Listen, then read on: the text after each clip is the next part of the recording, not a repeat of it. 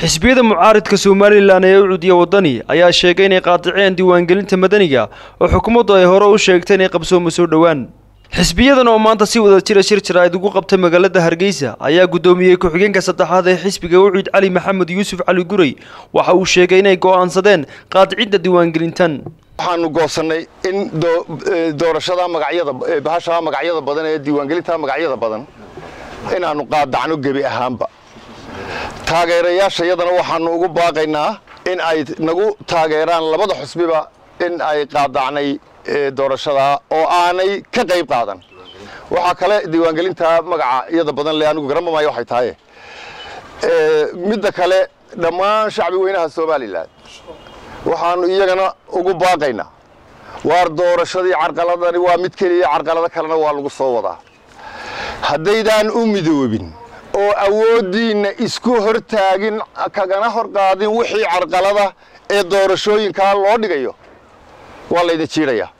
marka gebi ahaanba labadan xisbi ee mucaaridka rasmiyan waxaanu halka sheegaynaa inay qaadaceen doorashada loo bixiyay diiwaangelinta loo bixiyay marna leeyahay ID haddana xeerkana ay ku qoran tahay madanidu. gudoomiye ku-xigeenka koowaad ee xisbiga mucaaradka wadani Axmed Muumin Seed ayaa sharaxay sababaha ay u qaadaceen diiwaangelinta madaniga ah.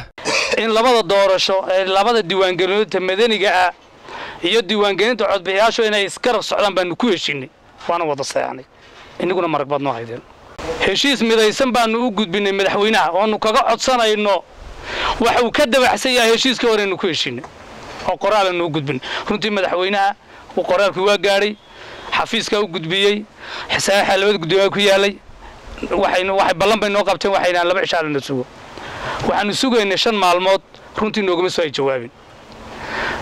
markaanu aragnay ballamihii beenta ahaa faraha badnaa markaanu aragnay heshiisyadii hore xukuumadda wada galnay iyo tii caalamku nala ogaayay komishanku nala ogaayay inay wada baal mareen labadayada xisbi mucaarad waxaanu maanta isla garanay oo heshiis midaysan ku nahay inaanu qaadacday diiwaangelinta madaniga ee ay xukuumaddu baal martay sharciga saddex xisbi qaran iyo komishanka deeq-bixiyaasha iyo dawladda heshiiska markay ka baxeen waanu qaadacnay. taageerayaasha waxaan